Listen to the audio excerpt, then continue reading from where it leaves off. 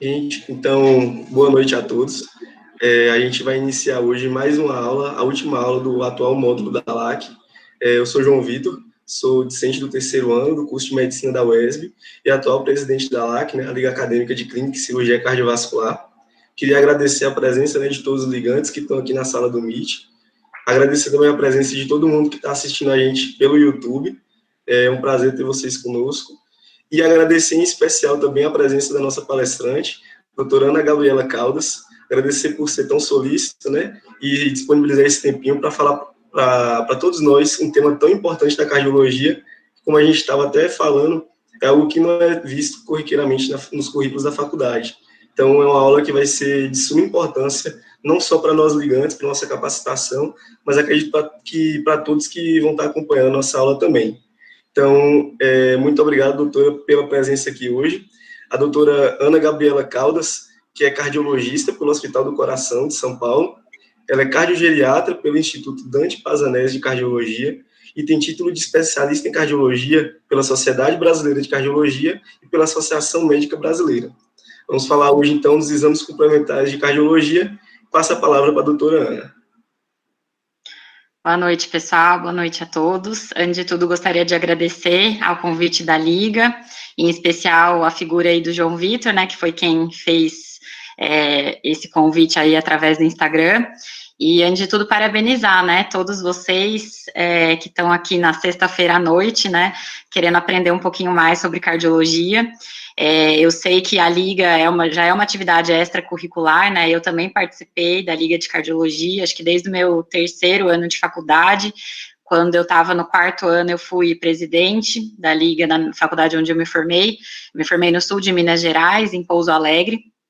E eu acho que a Liga agregou bastante coisa, assim, então, eu acho que vocês estão no caminho certo, especialmente aí, né, numa sexta-noite, querendo aprender um pouco mais, e como eu estava conversando com o João hoje mais cedo, é uma aula que eu também nunca tive na faculdade, nem na residência, né, na graduação, nem na pós-graduação, então, acho que eu também queria ter tido essa aula, né, porque é uma coisa que às vezes a gente vai aprendendo, assim, aos poucos, né, e hoje, como cardiologista, a gente consegue juntar tudo, mas eu acho que para vocês é bem importante essa aula, então eu agradeço aí pelo convite, espero que vocês aproveitem.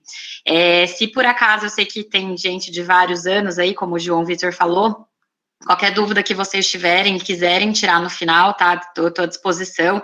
Eu acho que perguntar nunca é demais. Às vezes a gente fica querendo fingir que entendeu uma coisa só para, né, não passar vergonha, não perguntar, mas não vão por esse caminho. Assim, é importante perguntar. Não existe pergunta idiota, tá? Então, assim, a dúvida de vocês pode ser de muita gente. E eu acho que para a gente dar um passo à frente, a gente precisa virar bem aquela página. Então, entender bem aquilo para poder continuar e aprender mais. Então, qualquer dúvida que vocês tiverem, podem perguntar aí no final, tá bom? Eu vou compartilhar minha tela aqui.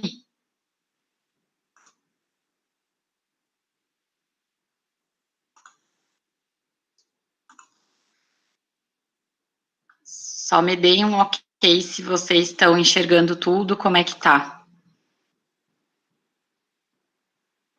Ainda não apareceu não, professor. Ainda não? Peraí. Deixa eu ver o que eu fiz aqui.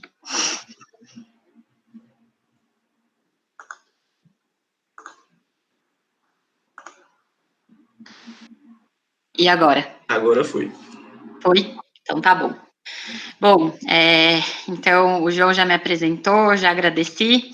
Vou começar falando um pouquinho, antes da gente chegar nos exames em si, tá? Eu tentei trazer os exames que eu acho que são mais simples, assim, porque não adianta a gente saber o mais complexo sem saber o mais simples, né? Eu acho que existe uma hierarquia, assim. Então, só que antes de entrar especificamente nos exames que eu achei pertinente trazer, eu queria falar algumas coisas para vocês mais da prática clínica, né? Como eu conversei com o João hoje, nós estamos aqui numa sexta-feira à noite, né? A minha ideia não é ficar trazendo diretriz, nível de evidência, recomendação, que acho que é muito maçante, e sim trazer um pouco da prática mesmo, né? O que na prática é importante. Então, assim, A primeira coisa que a gente precisa distinguir é isso, né? Uma coisa é o que está escrito nas diretrizes de cardiologia. E dentro da cardiologia, a gente tem muita diretriz, muito guideline, né? Além da brasileira, a gente tem a americana e a europeia, que a gente se baseia também, né? Então, assim, ler diretriz, qualquer um consegue ler, né? Então, a minha ideia foi não ficar trazendo aqui recorte de diretriz para vocês saberem, porque isso está aí na internet, a qualquer momento vocês podem entrar e buscar. Mas eu quis trazer um pouco mais da prática clínica mesmo, né? E quando a gente fala de prática clínica, a gente está esbarrando em algumas questões que não estão escritas ali na diretriz, né? Uma delas é custo, outra coisa é disponibilidade desses exames, outra coisa é as preferências de cada paciente, né? O perfil de cada paciente que a gente está lidando. Então, eu quis trazer um pouco mais dessa visão até do que as diretrizes, porque acho que as diretrizes estão lá, vocês podem ler e consultar a qualquer momento. Então, eu vou falar um pouquinho dessa questão, né, o SUS versus a rede privada, quando pedir cada exame, né, para que ele serve, quando que ele está indicado, o que a gente precisa saber de cada exame e o que explicar ao paciente sobre cada exame, né. Eu acho que isso tudo constitui o que a gente pede tanto sobre a medicina humanizada, né, e eu fiz questão de trazer isso em vermelho para vocês em destaque, porque a aula, sim, é sobre exames complementares, mas, assim, a gente não pode deixar que os exames complementares virem o dia a dia e a gente perca esse contato com o paciente, né? Eu, como o João me apresentou, eu sou clínica, né? Eu fiz cardiologia geral, né? Cardiologia clínica, e depois, assim, da cardiologia, muita gente acaba escolhendo uma subespecialidade que normalmente é relacionado a algum exame complementar. Então, a maioria do pessoal vai para o eco, vai para a cardiologia intervencionista, que é a hemodinâmica, ou vai para os métodos gráficos, né, que são Holter, mapa, teste ergométrico, enfim, as pessoas acabam indo muito para essa área mais de exame, e eu nunca gostei, eu sempre gostei mais da parte clínica mesmo. E eu encho o saco, né, eu provoco os meus amigos que fizeram essas subs que, na verdade, o que importa é o clínico, né, porque é o clínico que vai pedir o eco, é o clínico que vai pedir o CAT, é o clínico que vai acompanhar o paciente antes e depois de um procedimento, de uma cirurgia, enfim. Então, eu sempre provoco eles de que o clínico é uma... E falando aqui de nós como clínicos, né, por que a gente tem que saber cada exame? Então, eu queria que vocês não se esquecessem que por mais que a medicina especial, a cardio, ela se evolua tanto, né, ela seja muito relacionada à tecnologia, afinal de contas, a gente está falando de um paciente, de uma vida, né? Então, a primeira coisa que eu queria trazer para vocês é a diferença entre as diretrizes e a prática clínica, né? Primeiro, existe uma questão que se chama probabilidade pré-teste. O que isso significa em termos bem simples, né? É a probabilidade daquele exame vir positivo ou vir negativo. Alguns de vocês já devem ter estudado, né, sobre a sensibilidade e especificidade de cada exame, né, mas de uma forma bem simples, é aquela probabilidade de eu pedir um exame e ele vir com o resultado que eu estou esperando ou não. Então, por exemplo, se a gente tem dois pacientes num pronto-socorro com uma dor no peito, o primeiro paciente é uma menina de 22 anos, que não tem nenhum problema de saúde. Ela acabou de falar que ela brigou com o namorado, então foi por isso que ela foi até o pronto atendimento. Ela não toma nenhuma medicação de uso contínuo, nem mesmo anticoncepcional, não fuma, não ingere bebida alcoólica, pratica atividade física e está dentro do peso, né? Qual que é a probabilidade dessa menina de 22 anos estar infartando?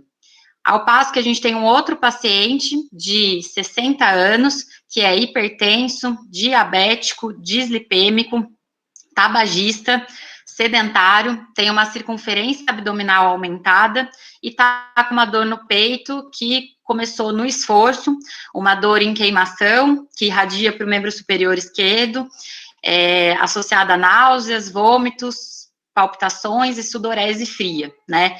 Então, assim, isso é probabilidade pré-teste, né? Diante de cada paciente, quando a gente for pedir um eletrocardiograma para esses pacientes dentro ali do ambiente de emergência, em qual desses dois pacientes eu espero encontrar um infarto com supra, né?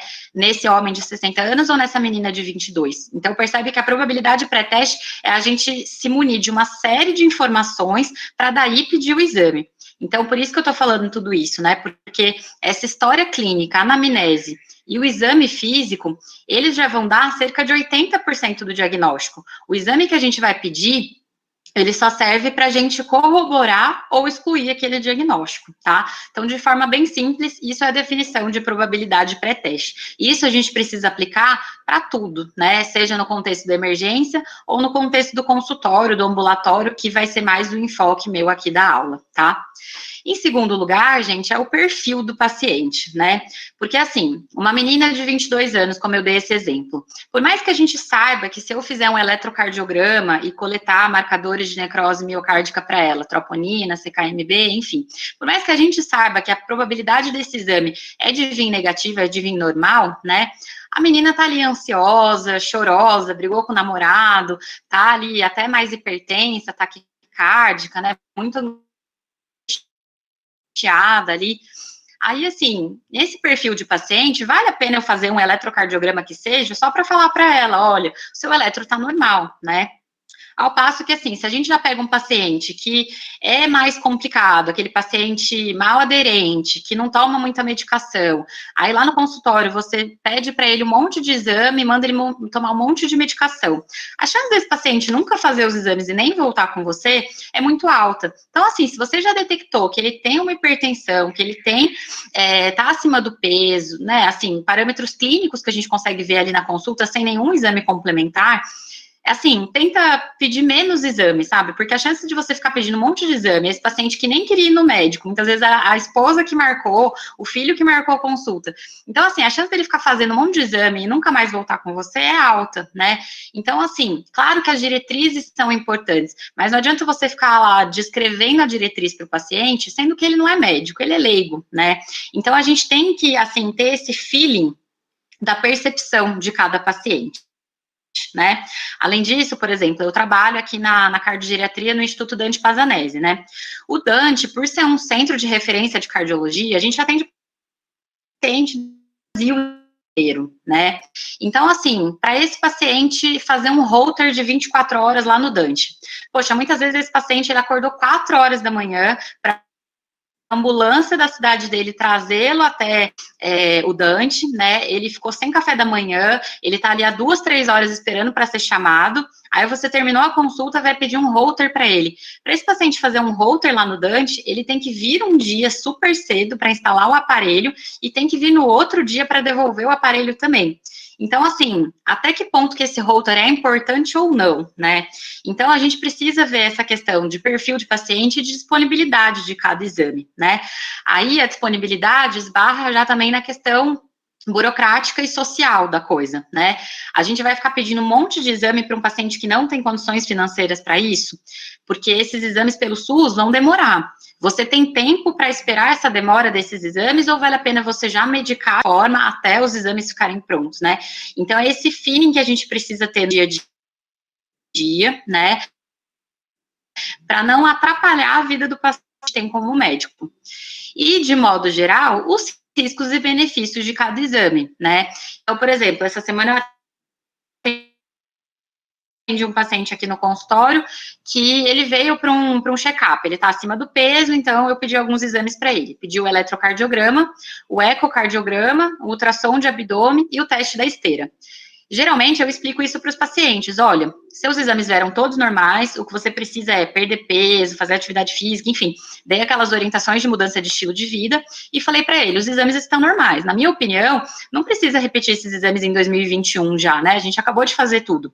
Um ecocardiograma normal, a chance dele vir alterado em 1 ano é muito baixa, né?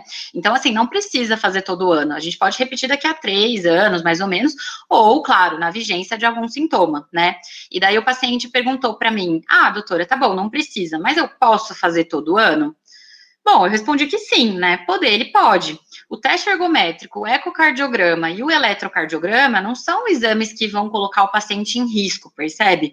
Diferente se o paciente falar assim, doutor, eu fiz o CAT, né, um cateterismo agora, e ele deu normal. Posso fazer um cateterismo todo ano para eu ficar tranquilo? Não, né? Não tem como a gente falar isso para o paciente. O cateterismo é um exame invasivo, é um exame mais caro. Se ele tiver convênio, o convênio nem vai autorizar que ele faça todo ano, né? Então, a gente precisa explicar os riscos e benefícios de cada exame para os pacientes, e é para isso que eu trouxe essas informações para vocês, porque muitas vezes vocês, como acadêmicos ou residentes, ainda não sabem. Então, é isso que a gente comentou, né, sobre o SUS versus a rede privada.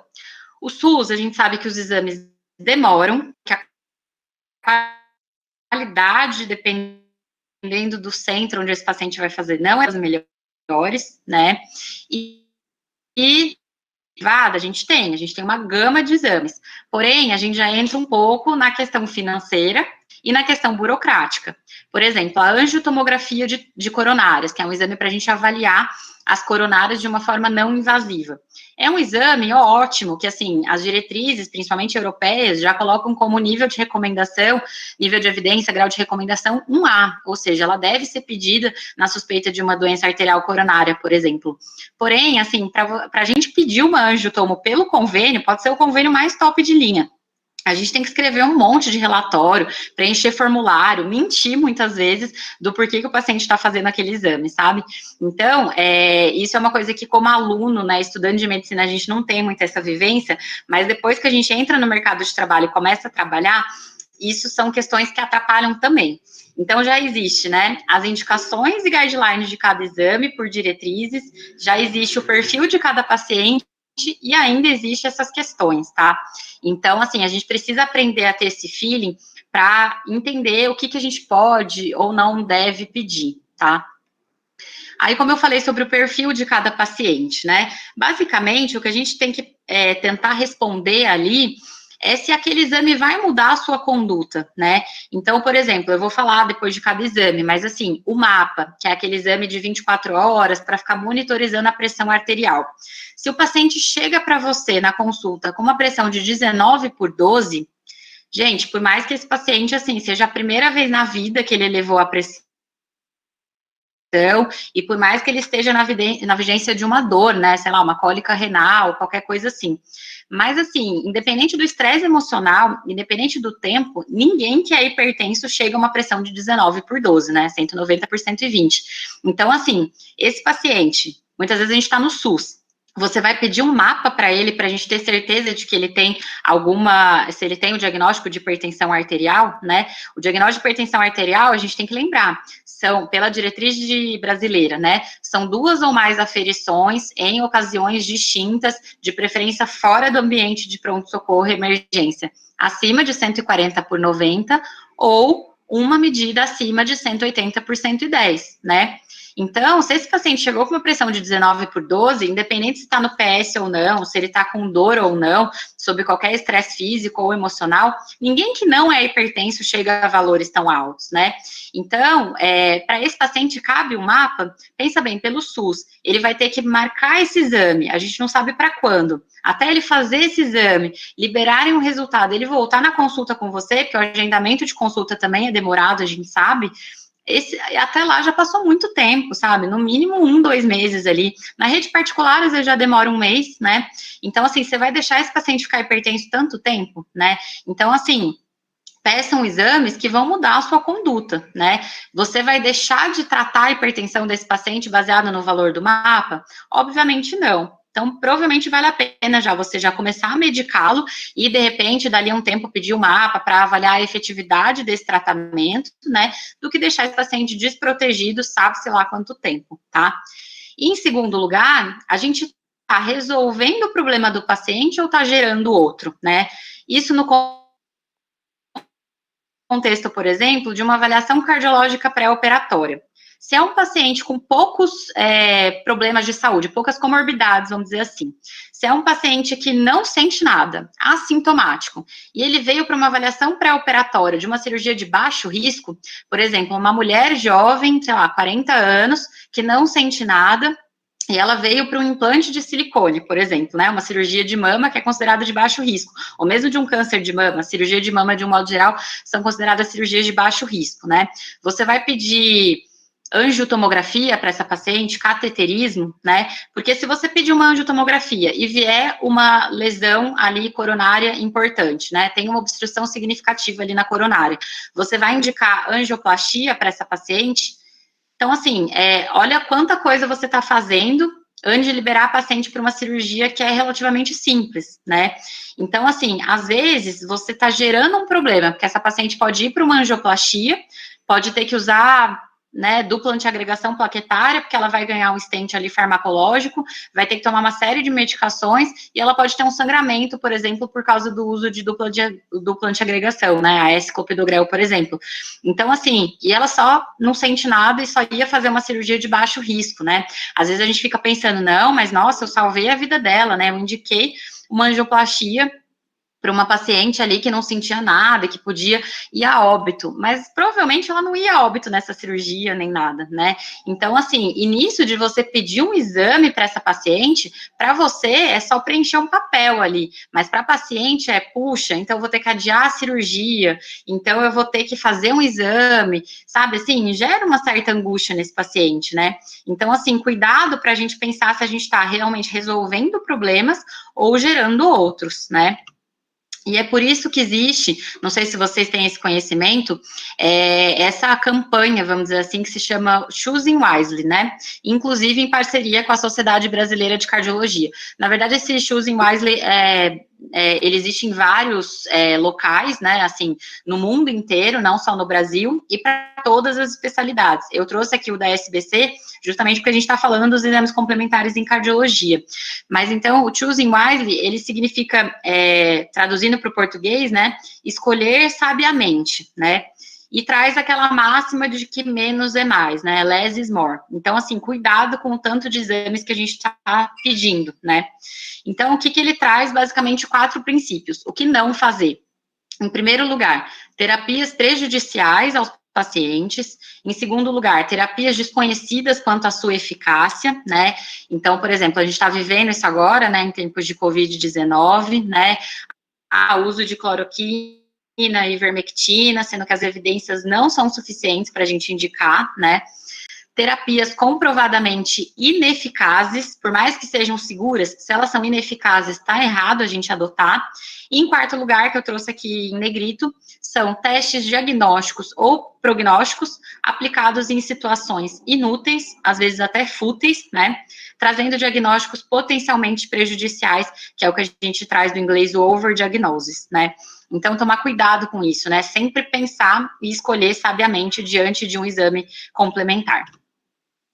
Então, começando aqui pelo exame mais característico da cardiologia, né, que é o eletrocardiograma, o ECG. Bom, isso eu sei que todo mundo está acostumado, mas é importante, de repente, a gente colocar no pedido essa frase, né, eletrocardiograma de 12 derivações em repouso. Por quê? Porque existe o eletrocardiograma de alta resolução, existe eletrocardiograma com outras derivações. Então, de um modo geral, só para vocês saberem que é importante colocar isso, né? Eu sempre coloco nos meus pedidos médicos essa frase, mais até do que ECG só, tá? Mas também não tem nada de errado só pedir ECG. É que às vezes pode gerar uma certa confusão, tá? Quando vocês começarem a trabalhar, por exemplo, em hospitais, né, às vezes a gente entra no sistema, aí tem vários tipos de eletrocardiograma. Ainda esses exames, geralmente é uma moça ali da central de agendamento, né, não é um médico na hora que ela clica ali. Então, quanto mais vocês especificarem sobre o exame, melhor, tá? Bom, ele é um exame de baixo custo, né, super barato, a disponibilidade dele é bem ampla e ele é de fácil execução, né. Outra coisa, eu acho que aqui só deve ter estudantes de medicina, né? Mas, assim, não achem que saber fazer eletrocardiograma é uma questão de enfermagem, de técnico de enfermagem, tá? A gente, como cardiologista, tem que saber fazer o eletrocardiograma, porque senão, na hora de interpretar, a gente pode ter que esbarrar em algumas dificuldades. Hoje em dia, eu faço laudo de eletrocardiograma aqui em São Paulo, no Hospital do Coração. A gente tem um serviço de telemedicina, onde a gente recebe eletrocardiograma de UPAs e hospitais do Brasil inteiro. Então, hoje em dia, para laudar, eu sei quando que um eletrodo está invertido com o outro, se, né, um braço, aquele eletrodo que era para ir no braço, está no braço contrário e tal. Mas eu só sei isso porque eu sei fazer o eletro, né? Então, não fiquem nessa posição de que, não, o médico não precisa saber fazer. Precisa sim, tá? Inclusive para poder orientar os profissionais e, inclusive, para poder interpretar o laudo, tá bom? Então, aprendam a fazer eletro, é importante, tá? E a grande chave do eletrocardiograma gira em torno da interpretação, né? Não é difícil de ser realizado, não é caro, mas o problema é a interpretação, tá? E o que a gente precisa explicar para o paciente? Então, falando nessa questão da humanização, né? Por mais que seja, gente, um eletro, né, que é um exame simples, totalmente não invasivo, tudo mais, os pacientes, eles têm dúvidas, assim, das mais improváveis possíveis, sabe? Então, assim, não custa nada explicar para eles, né? Pacientes, assim, no consultório particular, eles têm medo do eletro porque eles acham que o eletro dá choque, por exemplo, sabe? Então, assim, expliquem isso para o paciente, faz diferença, né? E outra coisa que eu queria dizer, especialmente aí para os meninos, né, que estão assistindo, é o seguinte, gente, hoje em dia existem muitas queixas em relação a assédio dentro da medicina, né, não só na cardiologia, mas na medicina de um modo geral. A gente vê direto aí na internet, no Fantástico, essas notícias, né. E pensando aí na cardiologia, vocês têm que pensar que vocês são homens e elas são mulheres, e o coração, ele fica numa região íntima para a mulher, né, ali abaixo da mama esquerda, e isso gera, sim, desconforto, tá? Então, até para vocês se livrarem de processos ou queixas nesse sentido, sejam, assim, muito educados, muito delicados na hora de fazer um eletro ou fazer um eco, um exame, tá? Eu atendi esses dias uma paciente no consultório que ela procurou um colega cardiologista porque ela estava com uma queixa de dor, né, torácica e tal, e pelo que ela me contou, assim, o que eu entendi, né, foi que o colega fez aquele exame da palpação mesmo, até para saber se era alguma coisa relacionada à costocondrite, dor muscular, qualquer coisa assim. Mas é o tal negócio, né, a paciente está ali, muitas vezes sem a blusa, muitas vezes essa paciente me contou, né, ele não deixou o meu marido entrar por causa dessa questão de Covid, não pode ficar muita gente na sala, então meu marido teve que ficar lá fora. E daí ela entrou sozinha. E daí o médico começou a fazer a palpação, tudo. Ela saiu de lá, assim, transtornada, achando que aquilo era um assédio, entendeu? E depois ela me procurou, justamente por eu ser mulher, cardiologista, e me contou tudo isso. Então, assim, a gente tem essa noção de que ele não deixou o marido dela entrar por causa do Covid, né, que a gente não tá deixando aglomerar muita gente em ambientes pequenos, como um consultório. E a gente sabe que provavelmente o que ele fez foi fazer o exame de palpação ali para ver. Mas isso é tão delicado que dentro da cabeça da pessoa pode gerar tanta coisa, né? Então, assim, principalmente vocês do sexo masculino, tomem muito cuidado com isso, né? Peçam licença, sabe? Sejam cordiais com essas pacientes, né? Uma coisa que, assim, parece bobeira, mas eu sempre falo isso lá no meu consultório particular, né? Por exemplo, o meu consultório, ele fica num prédio que o vidro é aquele vidro fumê. Então, assim, a gente consegue enxergar quem tá lá fora, mas quem tá lá fora não consegue enxergar quem tá dentro, né? O problema é que tem 2 prédios residenciais próximos ali na minha sala do consultório. E assim, por mais que você fale para a paciente que quem está lá fora não está vendo nada, quando eu peço para ela tirar a blusa para fazer um eletrocardiograma, por exemplo, né, eu explico isso para ela. Mas eu sei que, assim, até se fosse eu ficaria encanada com isso, né? Vai saber se ninguém está vendo mesmo. Então, assim, na dúvida, fecha a persiana, né, fecha a cortina se tiver. Parece coisa, assim, bobeira, gente, mas acho que hoje em dia, do jeito que o mundo tá, a gente precisa, assim, se preservar ao máximo, tá? Então, a primeira coisa que a gente tem que explicar para o paciente é que é um exame rápido e sem desconforto, não dá choque, não dói, tá? Pedir para o paciente, né, orientar o paciente a não conversar e evitar se mexer durante o exame, porque tudo isso pode causar interferência ali na linha de base, principalmente. E, como eu retirar a blusa e o sutiã, retirar objetos de metal, né, joias e tal, mulher, né, vai com colar, vai com brinco, a calça, o sutiã, muito de metal causa interferência, tá? Então, orientar isso sim.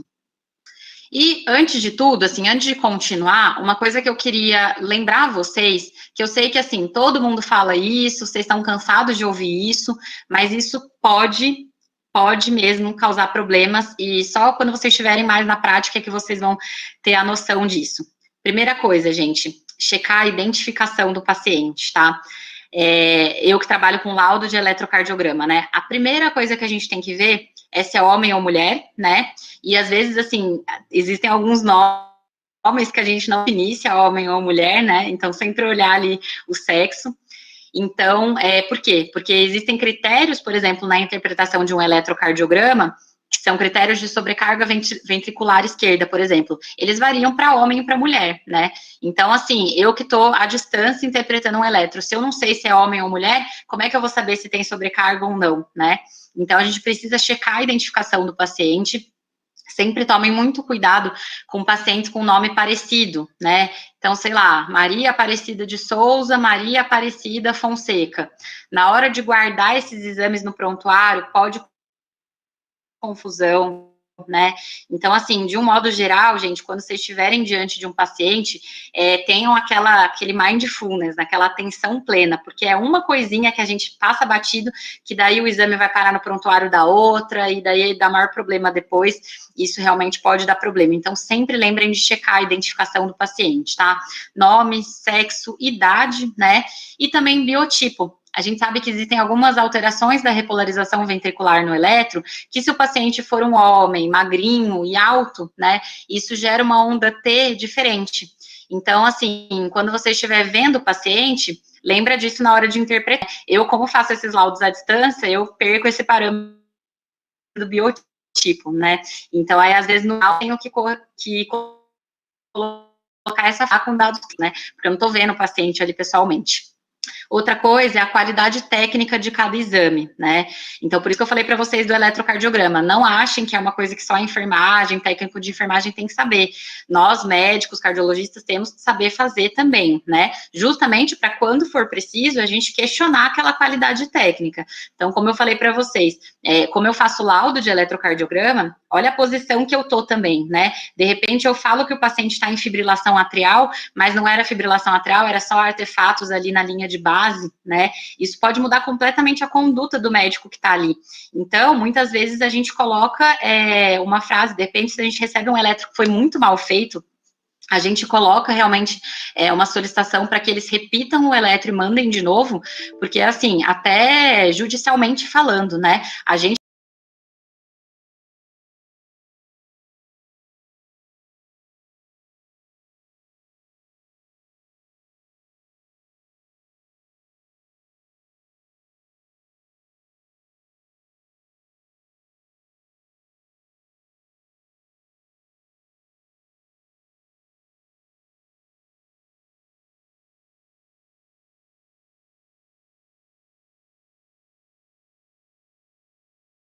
importante a gente checar, e a amplitude seria esse quadrado aqui que aparece na lateral do exame, tá?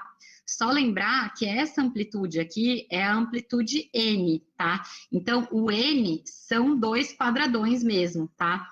Aí o 2N é que seriam 4 quadradões, então ele fica muito mais aumentado, tá bom? E o N sobre 2 é que seria um quadradão só, tá? Então, essa é a qualidade, a padronização ideal, tá bom? Aí, começando por aquele roteiro de interpretação que eu comentei com vocês. Basicamente, a gente começa olhando a onda P aqui na derivação D1 e D2, né? Se a gente vê que a onda P está positiva em D2, D3 e AVF, isso significa que o ritmo do paciente é um ritmo sinusal.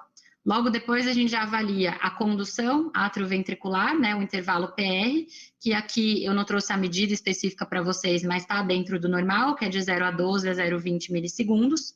E logo depois do QRS, a gente observa que é um QRS normal, nem alargado, nem muito estreito, tá um QRS normal, né? E daí, em relação ao eixo, eu sei que existe aquela rosa dos ventos e tudo mais, mas de um modo geral, para a gente saber se o eixo está preservado ou não, a gente olhando o complexo QRS em D1 e o complexo QRS em D2, se ambos estiverem positivos, a gente sabe que o eixo está preservado, tá? Agora, para ver desvio, então, assim, se no D1 e no D2 não tiverem positivos, aí a gente já vai ter que desconfiar de que o eixo está desviado, ou para a esquerda ou para a direita, enfim. Aí a gente entra naquela análise da rosa dos ventos, tá? Outra coisa seria para ver a frequência cardíaca. Então, medir o intervalo de um R a outro, né?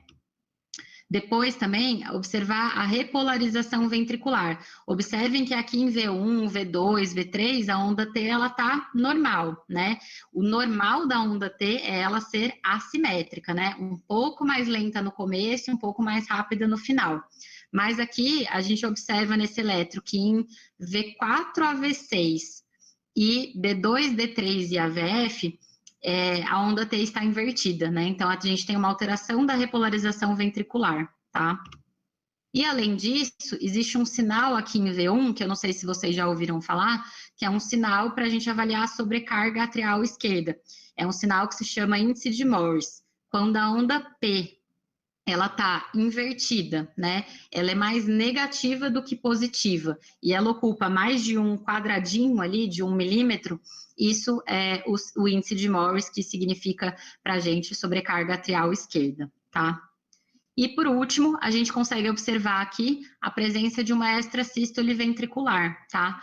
Eu coloquei o círculo aqui, mas se vocês olharem aqui no D2 longo, aqui embaixo, vocês observam que os batimentos, eles vêm certinho, né? PQRST, PQRST, e depois vem uma extrasístole, que a definição é justamente ser um batimento antes do tempo, né? Então, se a gente for pensar, ela veio antes do tempo, e depois houve aquela pausa compensatória que a gente chama, e depois o ritmo já voltou ao normal, tá? Em relação a supra e infra, a gente não observa nesse eletro, tá? Mas para vocês verem em um eletro quanta coisa a gente consegue avaliar, né? Então, aqui só identificando para vocês o ritmo sinusal, representado pela onda P positiva em D2, essa extrasístole que a gente descreve como ventricular isolada, aqui o intervalo RR para calcular a frequência cardíaca, a sobrecarga atrial esquerda, que é o índice de Morris, e aqui a alteração da repolarização ventricular, a onda T invertida. Indo então para o raio-x de tórax. O raio-x de tórax, basicamente na cardiologia, o que a gente vai avaliar é a área cardíaca e o índice cardiotorácico. Eu vou explicar para vocês como é que a gente consegue calcular isso no raio-x. Além disso, ele serve para avaliar a presença de cardiopatias estruturais, né? Óbvio, a gente está vendo o pulmão ali também, mas ele vai servir para a gente avaliar cardiopatias estruturais. Então, por exemplo, existem algumas doenças congênitas, né? Você já deve ter ouvido falar, tetralogia de Fallot, várias doenças que existem um raio-x característico, né? O sinal da bota, o sinal do pescoço de ganso, tudo isso existe sinais que a gente consegue avaliar no raio-x. Claro que a gente sempre vai lançar a mão do eco, mas só para vocês saberem da importância, né, do raio-x. E outra questão que é bem importante também é a presença de dispositivos nesses pacientes, né? Então, muitas vezes a gente recebe aquele paciente lá na sala de emergência, um paciente muitas vezes desacordado, com uma história de síncope, de parada cardíaca, e sem familiar nenhum, né? Trazido pelo SAMU, sem nenhum acompanhante. Quando a gente faz o raio-x de tórax desse paciente, a gente observa aqueles fios de aço ali em volta do osso externo, a gente consegue inferir que provavelmente esse paciente já fez uma cirurgia de revascularização miocárdica, né? Então, ficar de olho na presença desses dispositivos pode ajudar a gente, inclusive, no diagnóstico e no tratamento. O que a gente precisa explicar para o paciente que vai fazer o raio-x? Que é um exame rápido e fácil, não vai contraste, e que a radiação, comparado com uma tomografia, por exemplo, de tórax, é bem menor, né? Então, é praticamente nula. E em mulheres, é sempre interessante a gente orientar para elas não irem com sutiã. O sutiã, muitas vezes, atrás tem aquele fechinho de metal, e isso, como o raio-x, ele é unidimensional, né, a gente não consegue ver aquele plano 3D, aquele metalzinho do sutiã pode atrapalhar, tá? Bom, de um modo geral, esse é um raio-x de tórax normal. O que a gente avalia, né, de uma forma bem objetiva? Primeiro, que assim, a expansibilidade do pulmão, né? Basicamente, o paciente ele tem que inspirar para poder fazer o raio-x. E isso a gente observa que o raio-x ele está bem inspirado quando a gente consegue contar de 8 a 11 espaços intercostais aqui, né? Outra coisa que a gente vê que está bem expandido é quando a escápula, ela não atrapalha tanto a transparência pulmonar. Então, aqui a gente consegue ver que as escápulas, elas estão mais para fora, na parte branquinha, e não estão atrapalhando ali a interpretação do pulmão, né? E nitidamente a gente consegue ver que essa paciente é uma paciente do sexo feminino, né, pela presença da sombra da mama aqui antes do coração, tá? Então esse é um raio-x bem feito, inclusive a coluna cervical e início da torácica a gente consegue observar aqui também, né? Então a gente vê que é um raio-x bem feito e com a transparência dele tá boa e a inspiração também tá boa. Então um raio-x bem posicionado, bem feito, né, justamente para a gente conseguir interpretar. E daí o que eu comentei com vocês sobre a presença desses dispositivos, né? Não sei se vocês conseguem ver aqui. Esses fios de aço, né? Esses fios de aço, eles estão localizados no osso externo, que é o osso que a gente precisa suturar diante de uma cirurgia cardíaca, seja uma revascularização miocárdica, seja uma troca de válvula, né? Muitas vezes válvulas metálicas, aquelas válvulas mecânicas, a gente consegue ver também no raio-x a presença delas, na topografia mais aqui para baixo, então a gente sabe que o paciente já fez uma cirurgia, trocou a válvula, ele tem uma válvula metálica, provavelmente esse paciente é anticoagulado. Então, quanta informação a gente tira, né? E observem aqui como a área cardíaca desse paciente que é doente já é bem diferente dessa paciente do lado esquerdo, né? E, além disso, a presença de dispositivos como marca-passos também. Não sei se todos vocês sabem, mas a gente tem 3 tipos de marca-passo, né? O marca-passo bicameral, que é aquele para fazer o átrio e o ventrículo baterem adequadamente de novo, né? Diante de um bloqueio atrioventricular, ele faz com que os dois contraiam efetivamente novamente. A gente tem também os ressincronizadores, que são utilizados para pacientes com insuficiência cardíaca, no qual o coração já tem uma dificuldade da contratilidade, e o resync ele faz com que o ventrículo volte a bater de uma forma adequada. E a gente tem o CDI, que é o cardiodesfibrilador implantável. Esse a gente utiliza para pacientes com risco de morte súbita, por exemplo. Então, pacientes com cardiomiopatia hipertrófica, ou pacientes com arritmias muito graves, a gente instala esse dispositivo, que ele tem 2 pás, literalmente, né, no coração, e na presença, na vigência de qualquer arritmia, esse cardiodesfibrilador, ele choca, e o coração volta a bater para evitar ali a morte súbita, tá? Esse especificamente da foto, ele é um CDI. Então, a gente observa que tem o gerador, que é essa parte que fica implantada aqui no subcutâneo do paciente, né? E a gente tem os cabos que vão até o coração, tá? São os cabos que são inseridos na veia. O gerador, ele é inserido só aqui no subcutâneo. Os cabos são... Os cabos são introduzidos normalmente na veia, né, subclave, ali onde é feita a punção, e esse especificamente, ele possui 2 pás na ponta. Então, vocês observam aqui no coração que ele é mais branquinho, né, mais radiopaco, que a gente fala, justamente porque aí são as pás que vão dar o choque se esse paciente tiver uma arritmia. E em relação ao índice cardiotorácico, né? Com o tempo, a gente consegue, assim, bater o olho com a experiência, né? Bater o olho e saber que a área cardíaca está normal. Mas para vocês que ainda não estão tão habituados, vale a pena fazer o cálculo desse índice cardiotorácico. O que é isso? É como se a gente traçasse uma linha imaginária bem central, aqui a coluna e ao osso externo do paciente, e dividisse o lado direito e o lado esquerdo do coração, tá? A gente sabe que o nosso coração, ele tá localizado 2/3 aqui em relação ao lado direito e 1/3 ao lado esquerdo. Ele não é totalmente centralizado. Então, 2/3 do coração fica mais para a esquerda, que é a figura B, e 1/3 do coração fica mais para a direita, tá? Então, o cálculo desse índice cardiotorácico, como que é? A gente soma com uma reguinha mesmo, em milímetros ali, né? Quanto tem do A até essa linha, quanto tem do B, soma e divide pelo C, multiplica por 100. Se isso for menor do que 50%, a área cardíaca está normal. Se por acaso for maior do que 50%, a área cardíaca está aumentada, tá?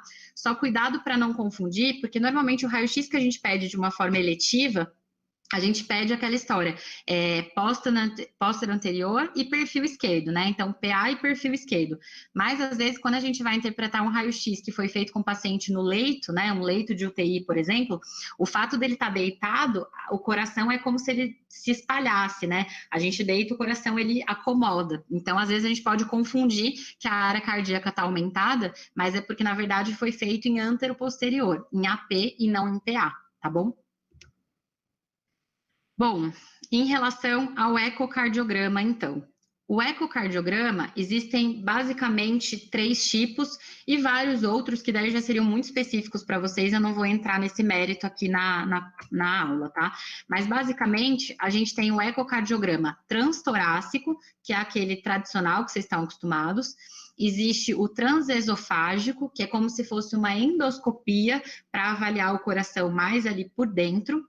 Existe o ecocardiograma de estresse, que a gente chama, e existem outros mais novos, como, por exemplo, o tridimensional, o ecocardiograma com strain, o ecocardiograma com microbolhas, que daí são para avaliações mais específicas, mas daí, assim, para vocês da graduação, tá de bom tamanho saber que existem esses 3, tá? Então, basicamente, o ecocardiograma transtorácico, eu gosto de explicar para os pacientes que ele vai avaliar a anatomia e a função do coração. Basicamente, ele é o padrão ouro para a gente avaliar problemas nas válvulas do coração e cardiopatias congênitas. Então, por exemplo, uma CIA, uma comunicação interatrial, uma CIV, uma tetralogia de Fallot, tudo isso o eco ele consegue facilmente avaliar, né? FOP, etc. Então, assim, eu gosto de explicar para os pacientes, eu vou contar isso para vocês, porque às vezes, se o paciente for mais leigo, né, assim, tiver um nível de escolaridade mais inferior, geralmente eles conseguem entender isso muito bem, tá? Eu gosto de falar que, assim, o coração, ele pode ser comparado a uma casa. Então, existe, como em toda casa, existe a parte estrutural, né, os quartos, a sala, as paredes que separam um do outro, as portas, né, então, essa seria a parte estrutural. Existe a parte elétrica, que seria a parte de fiação elétrica, que faz tudo funcionar. E existe a parte de encanamento, que é a tubulação, né, que faz com que leve água para a privada, para o vaso sanitário, né, para a pia da cozinha, para o chuveiro. Então, existe o sistema de encanamento. E daí eu explico para eles que cada exame vê uma coisa, né? Então, o eletrocardiograma, ele avalia a parte elétrica do coração, a fiação. O ecocardiograma, ele avalia a parte estrutural. Então, os cômodos, que seriam os átrios, os ventrículos, as paredes, que seriam os septos, né? E também as válvulas, que seriam como se fossem comportas que abrem e fecham para o sangue passar de uma câmara para outra. E existe o cateterismo, que avalia a parte de encanamento, né, que são realmente as coronárias que levam sangue, oxigênio e nutrientes para o coração. Por que eu explico isso?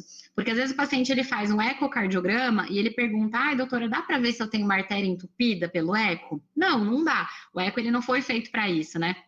E aí eu explico isso para os pacientes, eu falo, olha, você está me perguntando uma coisa que é do sistema de encanamento, mas esse exame aqui, então assim, eu que nem eu brinco, né, existe o eletricista, o marceneiro e existe o encanador, né, então você tem que chamar a pessoa certa para cada coisa, né, se é um problema na parte elétrica, você não vai chamar o encanador, né, então geralmente eu explico isso para os pacientes que eles conseguem entender melhor, tá. Então, basicamente, o ecocardiograma, ele serve para avaliar a parte estrutural e literalmente observar o coração contraindo e relaxando, tá? E como que a gente explica isso para o paciente, né? Que é como se fosse um ultrassom do coração, que o ultrassom eles entendem bem o que é. É um exame que demora ali, cerca de 30 minutos, claro, um exame normal, né? Se for um exame com alguma alteração e tudo mais, pode demorar. Às vezes eu já fiquei em ecocardiograma que durou mais de 1 hora, né? Dependendo do que precisa avaliar ali. É um exame totalmente indolor, né? A não ser que o ecocardiografista tenha uma mão mais pesada e pode machucar, mas de uma forma geral não é para doer. E não vai contraste nem radiação. Então, é um exame completamente seguro, que dá para ser feito facilmente em consultório, à beira-leito, num leito de UTI, no quarto, etc, né? De modo geral, o que eu recomendo para as mulheres é não irem fazer o exame, né? Nem de vestido, nem de body, nem de macacão, porque elas vão ter que tirar a blusa e o sutiã. Então, orientem as mulheres que é melhor ir de calça e blusa, tá? Ou saia e blusa, enfim, mas que consigam remover, tá bom? Porque senão elas têm que tirar tudo, aí fica desconfortável, entra naquilo que a gente comentou também no início. De um modo geral, existe também o transesofágico, talvez esse você já tenha ouvido falar também, e esse ele é mais indicado para a gente observar a presença de trombos e shunts intracavitários. Trombo seria, por exemplo, um paciente com fibrilação atrial. Será que esse paciente, se ele estiver há mais de 48 horas em fibrilação atrial, na fibrilação o coração ele fica literalmente chacoalhando, né, fibrilando. Ele não tem aquela contração da sístole e diástole eficaz. Então, se ele ficar mais de 48 horas ali chacoalhando, né, fibrilando, pela tríade, né, que vocês estão lembrados lá da formação de trombos, existe a possibilidade dele já ter formado um trombo, e se você reverter aquela fibrilação atrial com medicação ou com a cardioversão elétrica, esse trombo pode desgarrar e ir para o cérebro e provocar um AVC. Então, para a gente observar se o paciente já tem algum trombo no átrio esquerdo, por exemplo, a gente lança a mão do eco transesofágico antes de reverter a fibrilação, né? E shunts intracavitários também. Então, como eu falei, CIA, CIV, a gente precisa ver se essa CIA já tem repercussão hemodinâmica, ou seja, se o sangue está se misturando ali, o sangue arterial e venoso, isso já está causando algum problema, porque isso pode mudar a nossa conduta de indicar ou não o fechamento dessa CIA, tá? E como explicar isso para o paciente? A gente vai explicar que é como se fosse uma endoscopia, porque endoscopia eles estão acostumados também a saber como que é, e a gente vai explicar que tem uma sedação, né, justamente por causa da endoscopia vai uma sedação, então isso é importante explicar para o paciente. Gente, eu vou pedir um minutinho para vocês, porque a bateria está acabando, eu não coloquei a fonte aqui, só um minuto.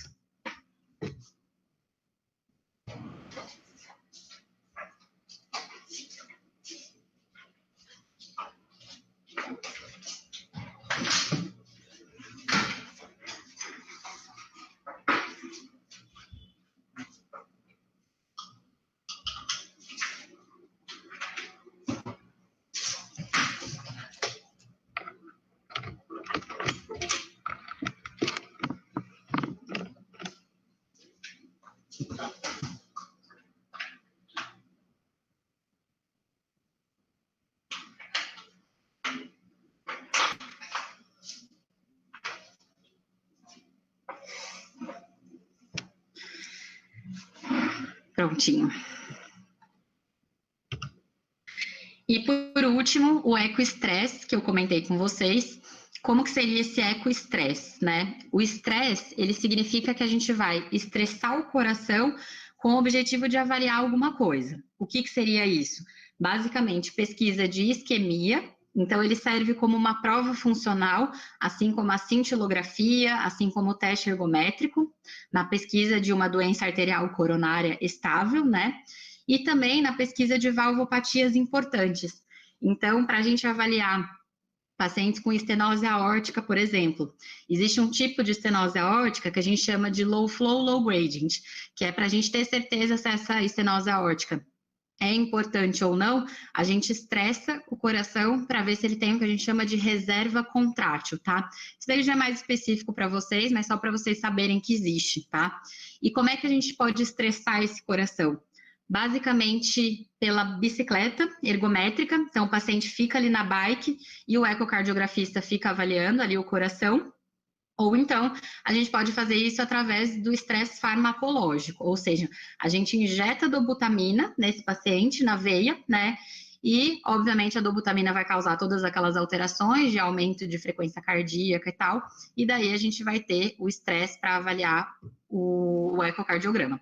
Obviamente que eu nem preciso falar o quanto isso deve ser difícil, né, porque naquela foto ali que eu mostrei para vocês, que o ecocardiografista ele fica com uma mão ali no aparelho e a outra mão ali avaliando um paciente paradinho, já é difícil. Imagina um paciente numa bicicleta ergométrica, cansado, ali transpirando, ele tendo que avaliar tudo aquilo.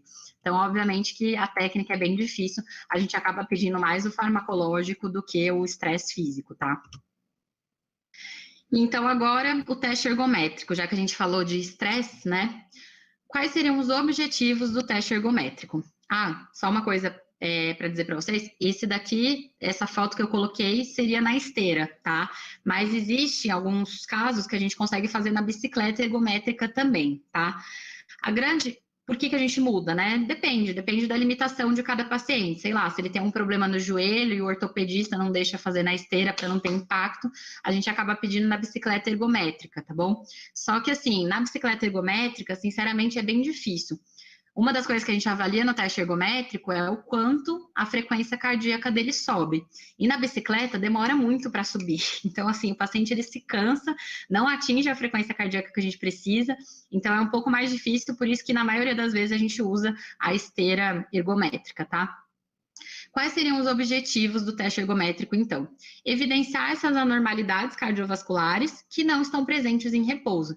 Então, eu sempre explico para o paciente que é o seguinte, numa consulta, na minha consulta pelo menos, né, a gente avalia pressão arterial, batimentos cardíacos, sintomas, né, exame físico, e também, geralmente, na minha consulta, eu já peço para que o paciente faça um eletro. Então, ele já vem com o eletro. Antes de entrar na minha sala, tem uma técnica de enfermagem que já faz o peso, a altura, calcula o IMC e já faz um eletrocardiograma. Então, ele já chega na sala, tem essa pré-consulta antes de entrar na sala comigo. Então, tudo aquilo que a gente viu com ele em repouso, PA, frequência, eletro, sintomas, exame físico, a gente vai observar sob estresse. Só que tudo ao mesmo tempo, né? Então, expliquem assim para o paciente, que é uma forma dele entender. E é claro, existem vários objetivos para a gente avaliar o teste ergométrico. Às vezes a gente quer avaliar a frequência cardíaca dele, às vezes a gente quer avaliar a capacidade física desse paciente, para submetê-lo a uma cirurgia, por exemplo, né? Às vezes a gente só quer avaliar se está tudo bem para liberar ele para fazer atividade física. Às vezes a gente pede o teste como prova funcional para pesquisa de isquemia miocárdica. Então a gente vai ter que avaliar, assim, por que a gente pediu, né? Então entra naquele slide que eu comentei com vocês sobre o motivo da solicitação, né? E, de modo geral, a gente vai determinar a adaptação da função cardíaca ao esforço realizado, se o paciente é condicionado ou não, porque isso é um parâmetro importante também, né? O paciente que ele tem uma baixa capacidade funcional, isso por si só já é um preditor de risco para doenças cardiovasculares, morte por doenças cardiovasculares, tá? Isso é uma coisa que pouca gente sabe. E o que a gente vai avaliar diante de um teste ergométrico que a gente recebeu, né, ali? Então, o paciente fez o teste ergométrico, chegou para você. O que você tem que avaliar? Primeiro, qual foi o protocolo que foi empregado? Se alguém de vocês já teve a oportunidade de acompanhar a realização de um teste, isso é uma outra coisa que eu queria falar para vocês, assim, acompanhem os exames, tá? Quando vocês estiverem, assim, principalmente quando vocês já estiverem ali no internato, mesmo na residência de vocês, se vocês estiverem tranquilos, né, ali não tem nenhuma outra obrigação para fazer, e o paciente de vocês, ele foi fazer um ecocardiograma, ele foi fazer um teste da esteira, ele foi fazer um raio-x de tórax que sejam, vai até lá com ele, né, para fazer. Primeiro, o paciente vai adorar que você, médico, tá ali junto com ele, né, preocupado com ele e tudo, e vocês também estão aprendendo, né, aprendendo a parte prática mesmo de como que é feito cada exame, tá? Principalmente o teste ergométrico, o ecocardiograma, não que vocês vão entender, provavelmente vocês não vão entender nada, mas só para saber como que é feito ali. Eu acho que isso é muito importante, isso eu sempre fiz desde a graduação, sempre fui meio curiosa nesse sentido, e isso é bem legal, assim, façam isso, se acostumem a fazer isso, porque faz muita diferença, né? Até para vocês explicarem para o paciente como que é feito, né? Então, assim, o que a gente avalia no teste? Basicamente, o protocolo. O protocolo é o seguinte, é a cada quanto tempo a esteira vai aumentar de velocidade e vai inclinar. Quem já viu fazendo o exame sabe que ela inclina e acelera, né? E existem vários protocolos. O mais famoso se chama protocolo de Bruce, que é a cada 3 minutos a esteira vai aumentando a velocidade e inclinando. Mas existem protocolos de rampa, por exemplo, que é a cada 1 minuto, né? E por que isso é importante? Por causa da probabilidade pré-teste, né? Um paciente jovem, de 25 anos, que corre todos os dias, tá dentro do peso e tudo mais, não sente nada, esse paciente, você não vai usar o mesmo protocolo para ele de um paciente de 70 anos, que é até ativo, faz a caminhadinha dele todo dia, mas é um paciente que não consegue aguentar ao mesmo tempo, né? Então, você vai pedir para um senhorzinho a cada 1 minuto a esteira inclinar e acelerar? Não tem como, né? E também você não vai pedir para um atleta ou para um obeso sedentário o mesmo protocolo. Então, isso é importante avaliar. O tempo ideal que vocês precisam saber é se o paciente aguentou em média de 8 a 12 minutos ali. Menos do que 7 minutos é ruim, e mais do que 12 minutos, às vezes, assim, tem paciente que é atleta, que manda bem mesmo. Eu lembro na residência de cardio, tinha, assim, paciente que a gente ficava olhando no relógio, falando, meu Deus, que horas que ele vai cansar? O paciente está tão acostumado a correr, que ele dá um baile na gente, assim, tem teste de 15, 16 minutos que a gente fala assim, não, pode parar, porque tá bom já, senão nós vamos sair daqui amanhã, né? Então, o ideal é esse tempo de 8 a 12 minutos. O que a gente vai avaliar é a frequência cardíaca máxima e submáxima, vocês já devem ter ouvido falar, é aquela fórmula que a gente faz, 220 menos a idade do paciente. Essa é a máxima. A submáxima é 85% desse valor. Então, você pega esse valor, 220 menos a idade, e multiplica por 0,85, que você tem a submáxima, tá? Outra coisa que a gente tem que avaliar é o comportamento cronotrópico. Como eu falei, a gente sempre quer que a frequência cardíaca do paciente aumente. Porém, pacientes que são beta-bloqueados, que estão em uso de algum beta-bloqueador, se esse paciente estiver tomando beta-bloqueador certinho, a frequência cardíaca dele vai demorar muito para subir. Por quê? Porque você está bloqueando, né? Por isso é que a gente pede para suspender algumas medicações antes do exame. Senão você pode ficar lá 20 minutos que a frequência não sobe, o paciente chega na exaustão e o exame vai perder o sentido, né? Ao passo que também, se tem um paciente que ele sobe a frequência cardíaca muito rápido, então, sei lá, com 2, 3 minutos ele já atingiu a submáxima, é uma coisa muito aumentada, né? Então, assim, provavelmente esse paciente vai pedir para parar o exame antes, porque ele vai sentir muito desconforto e você não avaliou o que precisava avaliar. Então, esse comportamento da frequência cardíaca é importante também, não só o valor dela em si. O comportamento da pressão arterial sistólica e diastólica a gente também avalia no teste ergométrico. O que é o normal, o fisiológico? É que a pressão arterial sistólica aumente mais de 30 milímetros de mercúrio durante o exercício, de preferência não muito rapidamente, mas que ela aumente cerca de 30 milímetros. E a diastólica, lembrar que a diástole é o relaxamento do coração. Então, a diastólica ou ela tem que ficar igual ou ela tem que diminuir, tá? Porque se ela aumenta no esforço físico, isso é um preditor que pode até indicar para a gente doença arterial coronária, tá? E em relação à PA sistólica, só uma informação para vocês, nas mulheres não deve ultrapassar 190 de sistólica, tá? 19, e em homens não deve ultrapassar 21. Se ultrapassar mais do que isso, já é um critério para a gente interromper ali o exame, porque a pressão está subindo muito, tá? Outra coisa que a gente vai avaliar é a presença de infras ou supra de ST na parte eletrocardiográfica e mesmo de arritmias durante o exame, tá? São critérios aí também para a gente interromper o exame, independente se o paciente atingiu a frequência cardíaca ou não. E como que a gente explica isso para o paciente? Basicamente, que é um exame de esforço físico, então para ele tentar dar o melhor dele ali na esteira, né? Que ele precisa ir com roupas confortáveis, aquelas roupas de ginástica mesmo, e tênis, né? Mulheres, principalmente, né? Não passar muito creme ou hidratante na região do tórax, porque como vocês viram ali na foto, ela fica com vários eletrodos colados aqui no tórax, né? E lembrar que a hora que começar a se exercitar, vai transpirar. Então, o suor por si só já começa a descolar ali os eletrodos que a gente prega. Se a paciente ainda usou creme, hidratante, óleo, essas coisas no corpo, aí descola mesmo, é ruim, tá? Em alguns casos, em homens, pode ser necessário fazer uma tricotomia, ou seja, tirar os pelinhos ali com gilete.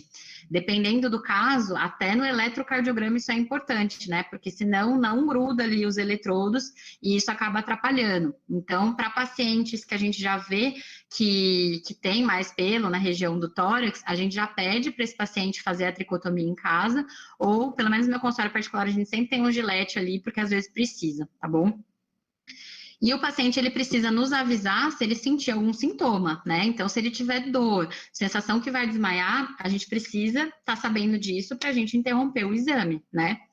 E outra coisa que existe, se vocês tiverem a curiosidade de acompanhar um teste ergométrico, na frente, assim, do paciente, né, na frente da esteira, para onde ele fica olhando o tempo todo, fica uma escala lá, que é a escala de Borg.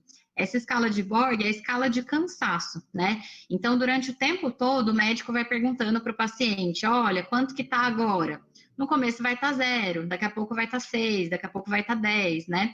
Que seria uma escala de cansaço. Então, tem lá, leve, intermediário, cansado, muito cansado, né? E essa escala de Borg, a gente avalia duas coisas. Primeiro, o cansaço respiratório, vamos dizer assim, o fôlego, né? E segundo, o cansaço muscular, das pernas mesmo, de fadiga, né? Porque tem paciente que eles param o exame não por causa de algum cansaço de fôlego, eles até aguentariam mais, mas por alguma limitação física mesmo, né? Uma cãibra na perna, qualquer coisa assim, tá? Então, se vocês tiverem curiosidade, fica lá uma escalinha na frente do paciente para ele ficar falando o tempo todo como que tá. E daí é uma coisa que eu queria trazer para vocês. Vocês acham que bloqueio de ramo esquerdo é uma contraindicação para o teste ergométrico? Eu acho que com essas informações eu respondi a uma das enquetes que vocês colocaram no Stories da Liga hoje, né? Que o teste ergométrico ele não avalia só a pressão arterial, nem só o eletro, ele avalia um monte de coisa, né?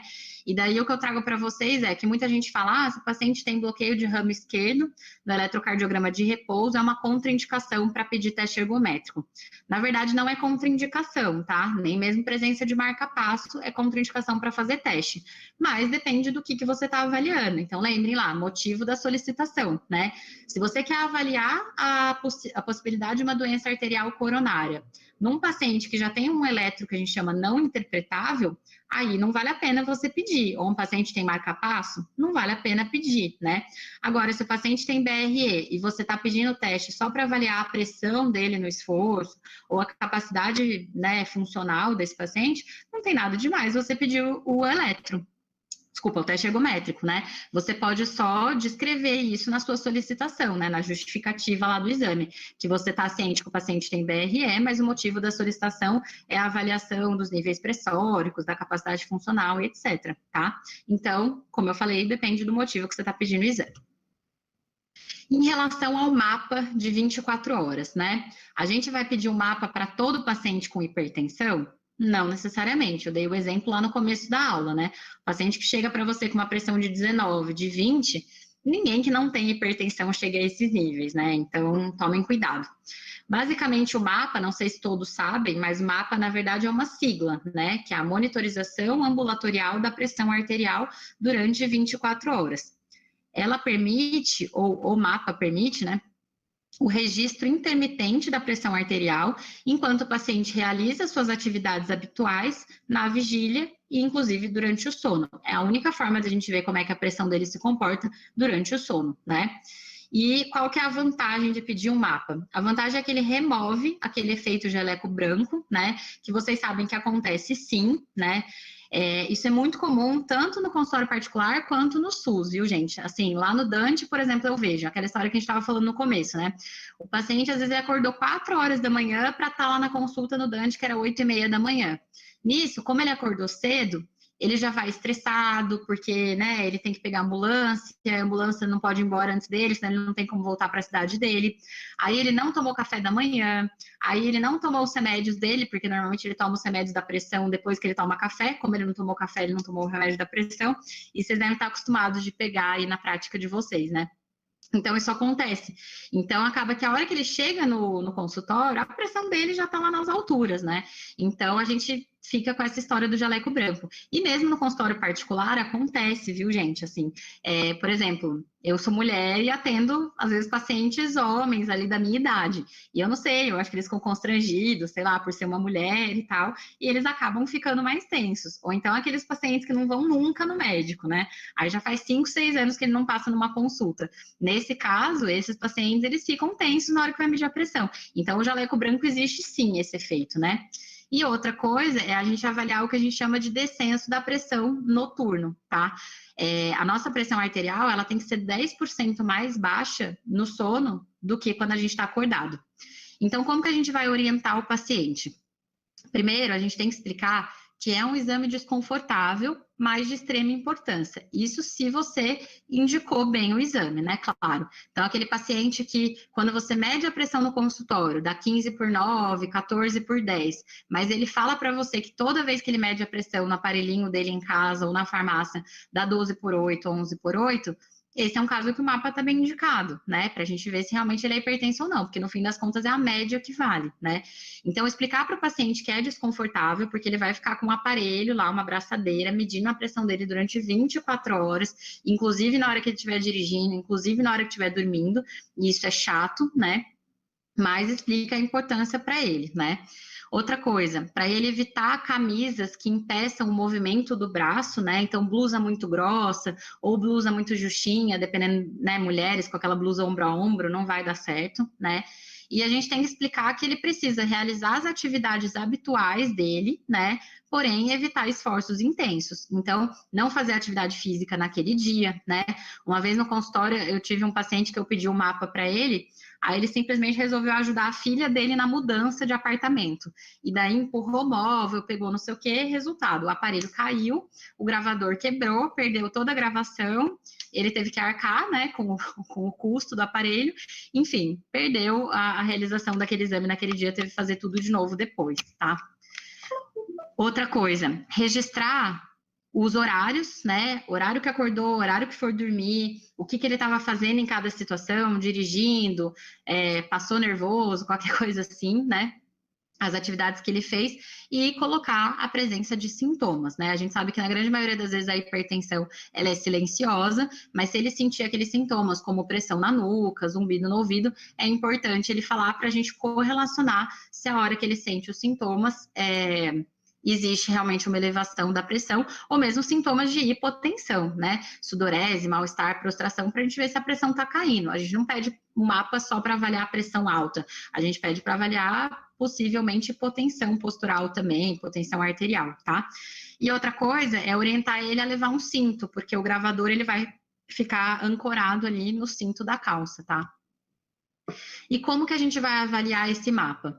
Basicamente, pelo tempo do exame. O próprio nome diz, né? É um mapa de 24 horas. Tem serviço que com 16 horas eles tiram. Poxa, não dá, né? Se o exame é de 24 horas, tudo bem, fez 23 horas e 40 minutos, ou fez 24 horas e 30 minutos. Mas assim, 16, 18 horas não dá, né? Perde a confiança do exame.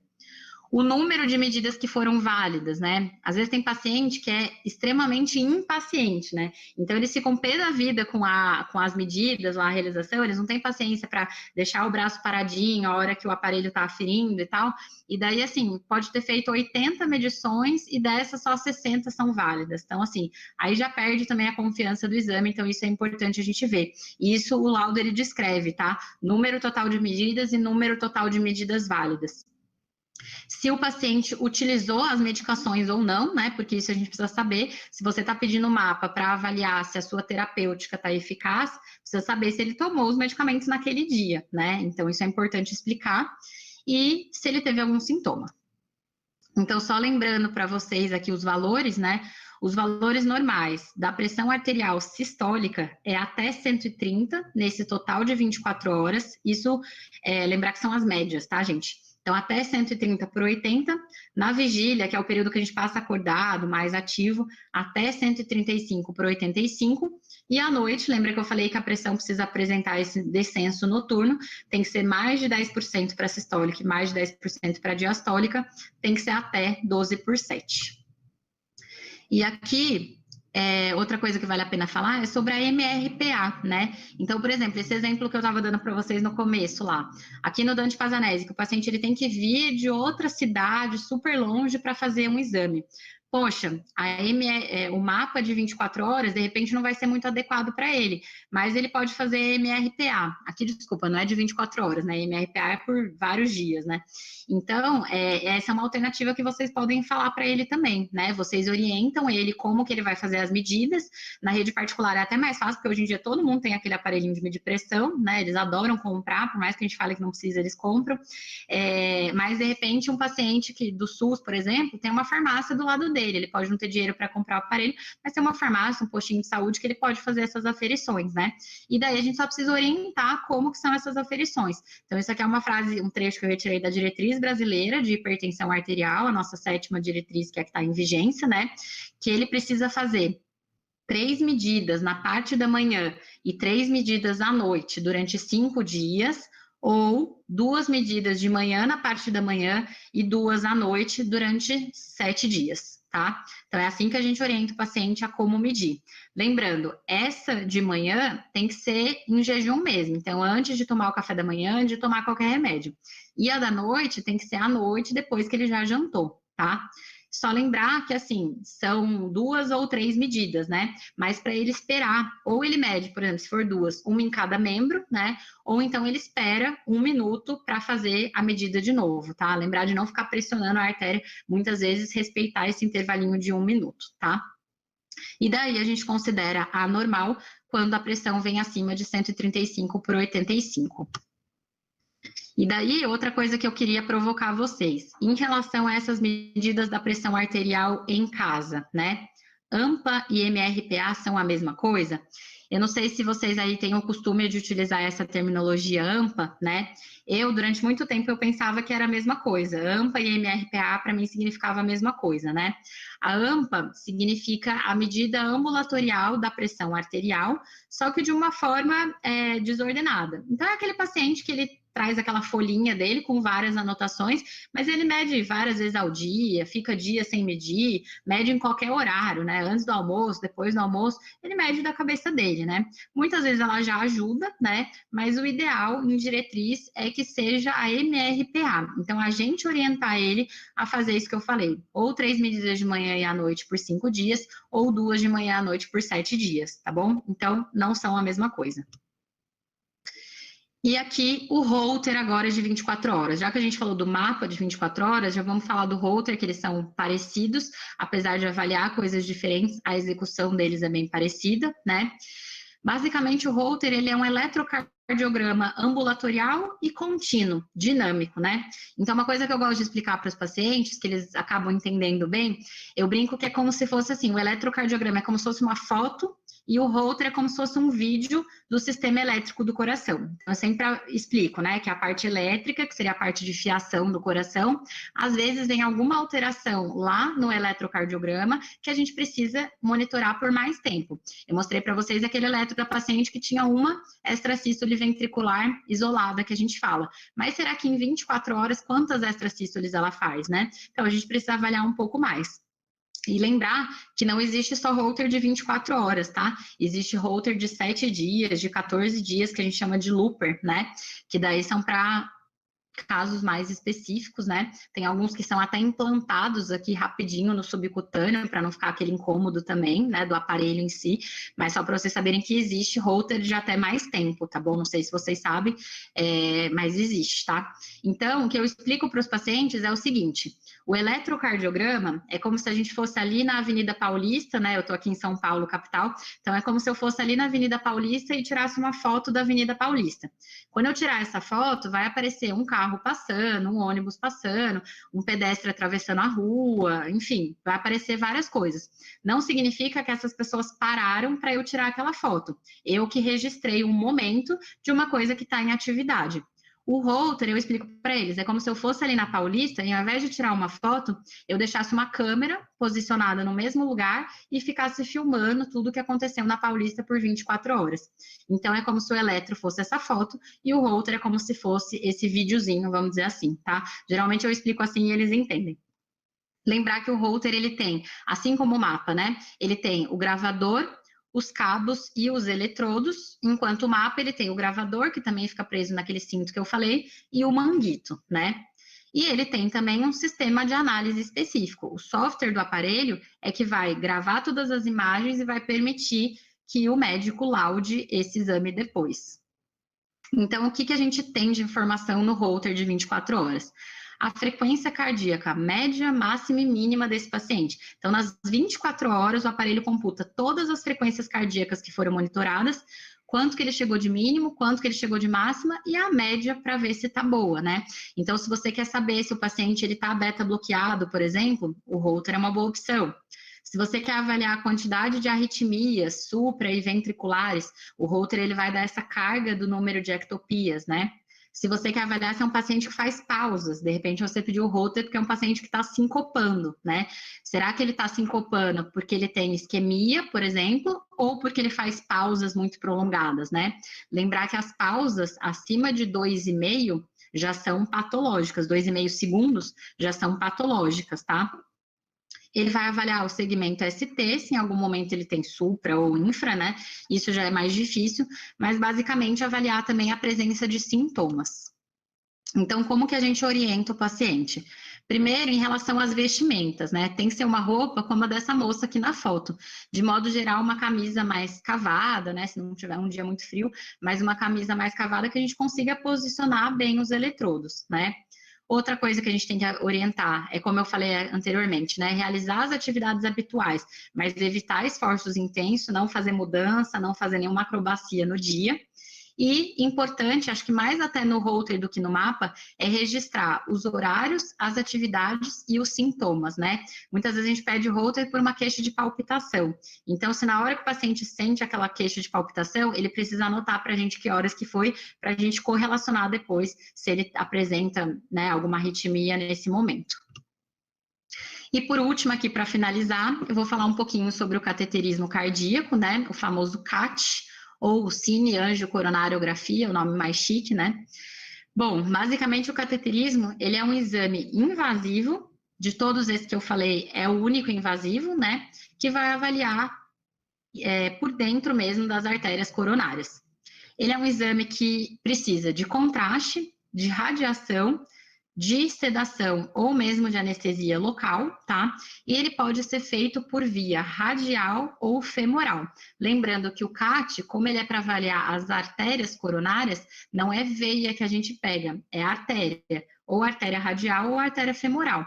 E, portanto, depois que termina o exame, essa artéria precisa ser comprimida, né?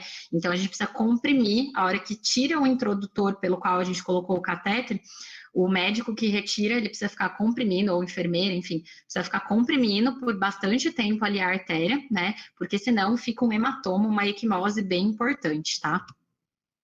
E o que a gente vai orientar o paciente? A gente precisa falar que é um exame invasivo, sim, porém de extrema importância, né?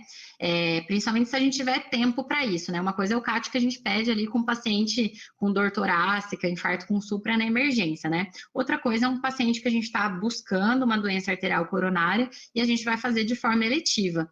Eu sei que pra gente parece uma coisa muito corriqueira, gente, mas para leigo, você falar que ele tem que fazer um cateterismo cardíaco, ele já, assim, arregala o olho. Tem paciente que primeiro acha que isso é uma cirurgia, eles não entendem que é só um procedimento, né? Então, assim, a gente precisa explicar nos mínimos detalhes, de verdade, para a gente deixar esse paciente mais tranquilo. A gente precisa falar quais medicações ele precisa suspender. Por exemplo, a metformina, né? A metformina, provavelmente quem já está mais aí no quarto, quinto ano sabe que a metformina, em interação com um contraste que é utilizado no cateterismo, que é o contraste iodado, tá? Ela pode gerar o que a gente chama de acidose lática, que é, assim, uma coisa bem catastrófica, bem difícil de tratar, tá? E, por exemplo, medicações anticoagulantes, né? Se é um paciente que ele é anticoagulado por algum motivo, ele precisa suspender a varfarina, o DOAC, enfim, que ele utiliza, para que a gente possa fazer o exame. Como eu falei, é na artéria, não é na veia, né? Então, isso pode sangrar, tá? Exceto, claro, se for no ambiente de emergência, né? Se for no ambiente de emergência, uma suspeita de infarto com supra, independente dele ser anticoagulado ou não, você vai fazer o exame, né? Aí depois se vira, mas precisa fazer. Outra coisa que a gente avalia é a função renal, justamente porque o contraste iodado, ele pode causar uma nefropatia induzida por contraste, né, na hora que ele é eliminado ali pelo rim, que é o que a gente chama de NIC, né, nefropatia induzida por contraste. Então, a gente precisa avaliar a função renal desse paciente. Se é um paciente já com comprometimento da função renal, se ele já tem uma doença renal crônica não dialítica, cuidado, porque senão, por causa do cateterismo, ele pode se tornar dialítico, então muito cuidado com isso, né? Ele precisa fazer um certo preparo, então a gente precisa hidratar esse paciente com soro fisiológico algumas horas antes, algumas horas depois, né, antes de submetê-lo ao cateterismo. E também, se já for um paciente lá, renal crônico, já dialítico, o que você pode conversar é programar a diálise para o mesmo dia do cateterismo, né? Então, ele faz o cateterismo de manhã, por exemplo, e já agenda uma sessão de diálise para o mesmo dia, para o dia seguinte, você já pode ajeitar isso com o pessoal da nefrologia, tá? Lembrar de perguntar se o paciente ele é alérgico a iodo, né? Só que se você perguntar assim, o senhor é alérgico a iodo, ele não vai saber, ele vai te falar não, ou vai falar que não sei. Então, o que a gente pergunta é se esse paciente ele tem alergia a camarão e frutos do mar, tá? Então, dessa forma fica mais fácil de vocês perguntarem. E a gente precisa também das orientações pós-cateterismo. Então, por exemplo, se esse cateterismo for feito pela via radial, uma das orientações que a gente dá é que o paciente não dirija por no mínimo ali uns 5 dias, não pegue peso, né, uma sacola pesada, uma criança, com aquele braço, porque senão pode ficar inchado, pode sangrar, às vezes até forma fístula que a gente fala, né, arterial, e é super chato de tratar. E os pacientes que fazem pela via femoral, evitar subir escada, né? Então, se é um paciente que mora em sobrado, explicar para ele ficar ali no térreo durante uns dias para não subir escada, né? E evitar dirigir, né? Porque esse movimento que a gente faz aqui de acelerar e tudo mais pode prejudicar, então fica uma equimose, um hematoma muito ruim, tá?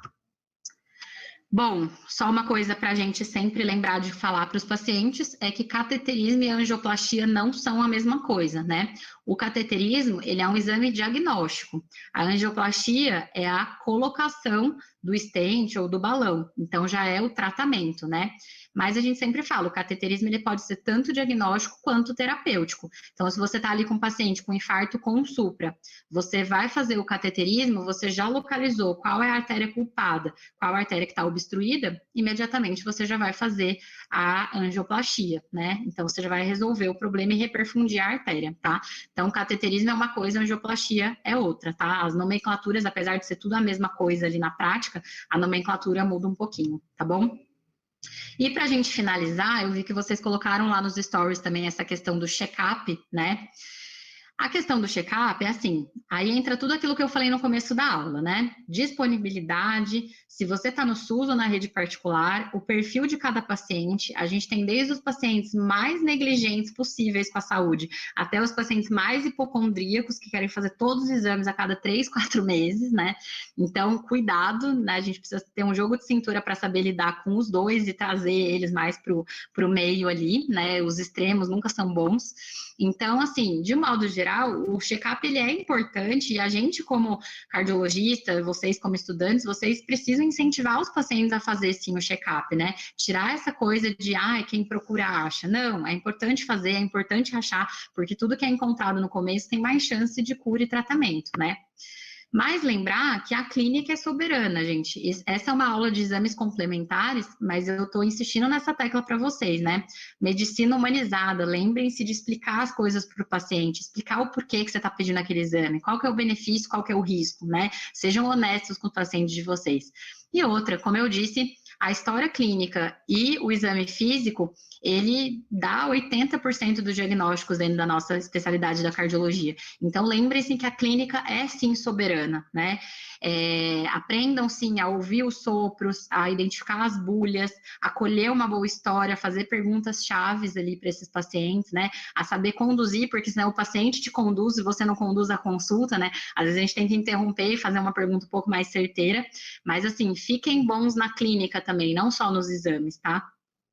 E, basicamente, eu vou falar para vocês o que eu peço numa consulta de check-up normal. Então, um paciente lá de 30 anos, que não tem nenhum problema de saúde, mas marcou consulta comigo porque ele quer um check-up cardiológico. Como eu falei para vocês, o eletrocardiograma eu já gosto que faça no próprio dia da consulta, né? Eu brinco com os pacientes que o eletrocardiograma, ele é como se fosse uma impressão digital do nosso coração, né? Através do eletro, primeiro que cada um tem a sua, né? Assim como impressão digital, e através daquilo a gente já tira uma série de informações daquele eletro, né? Então a gente já consegue pensar se você precisa de algum outro exame ou não, só pelo eletro, né? Então, basicamente, o que eu peço são os exames laboratoriais, né? Aí eu não coloquei muito isso na aula, mas é importante, né? A gente solicitar perfil glicêmico, perfil lipídico, função tireoidiana, né? Se esse paciente tem um hiper ou um hipotireoidismo, isso pode influenciar nos batimentos cardíacos, na frequência, lembrar daqueles pacientes hipertensos, solicitar microalbuminúria, potássio, né, para investigar hiperaldosteronismo primário, secundário. Então, não se esqueçam dos exames laboratoriais, né, apesar de serem os mais simples aqui dos que eu falei, eles são importantes sim. E, basicamente, eu solicito o ecocardiograma e o teste da esteira, né? São exames simples, não invasivos, que não vão contraste nem radiação. De um modo geral, todo mundo pode realizar, né? E aqui, para finalizar, então, gente, eu queria finalizar com essas 3 frases que provavelmente vocês escutam o tempo inteiro aí durante a faculdade. Eu também escutei milhares de vezes durante a faculdade, a residência e tudo mais, mas eu queria mostrar para vocês a importância dessas 3 frases, né?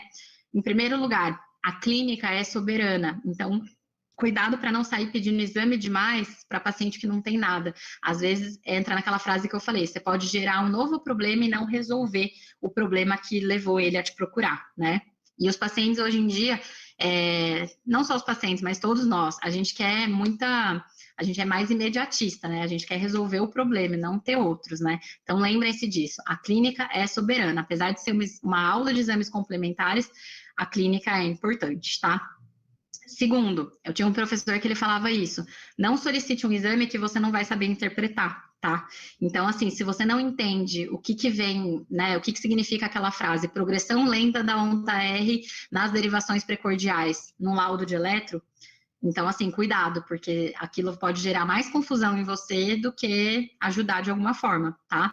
Só que assim também, né, não é porque eu tô falando isso que você não pode pedir um exame que você não vai interpretar, que você não sabe, que você vai deixar de estudar, né? Então, assim, eletro todo mundo precisa estudar, porque se chegar um paciente com dor torácica de emergência, você precisa saber se tem supra ali, se esse supra é uma pericardite ou se é um infarto, né? A obstrução ali, a oclusão de uma coronária.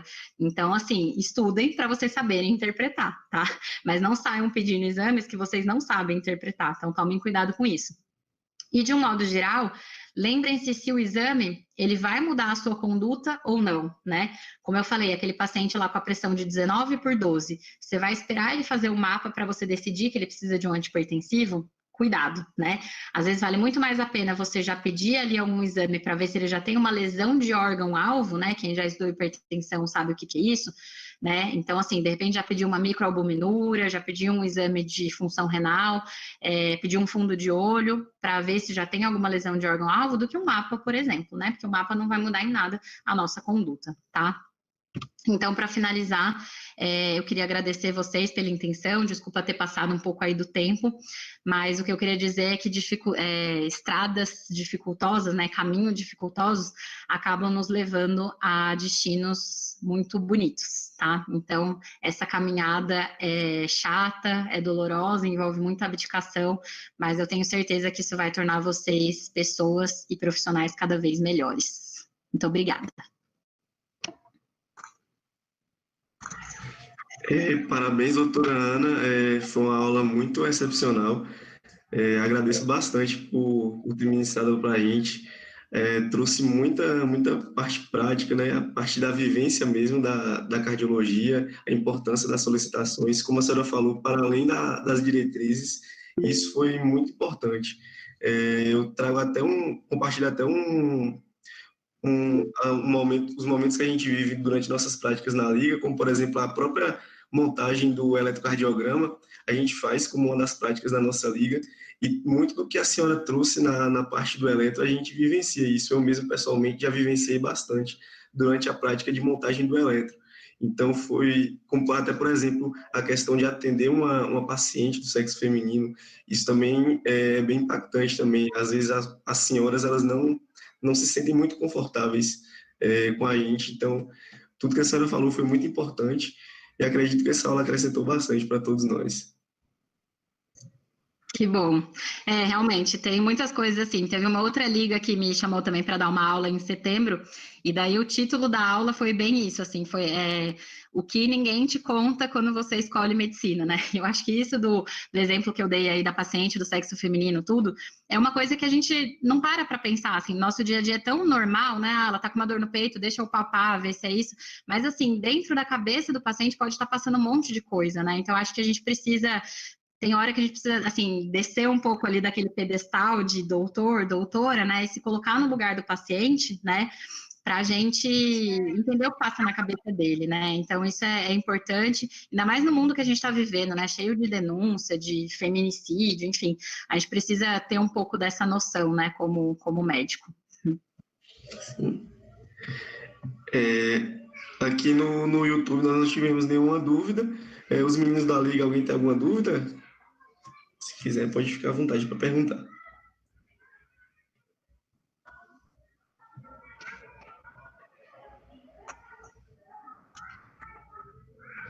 Como não tem, então, queria mais uma vez, né, agradecer a presença da senhora aqui. Foi muito importante para a gente.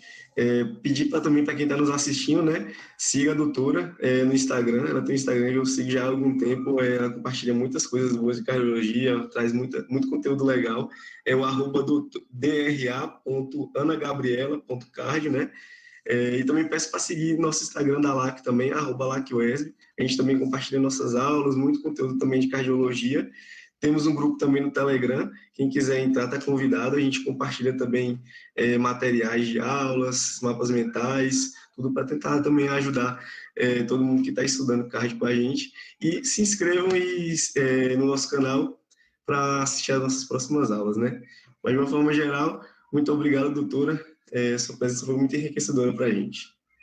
Obrigada a vocês, pessoal. Desculpa aí ter me estendido um pouco no horário. Bom final de semana para todo mundo. Bom final de semana. Tchau.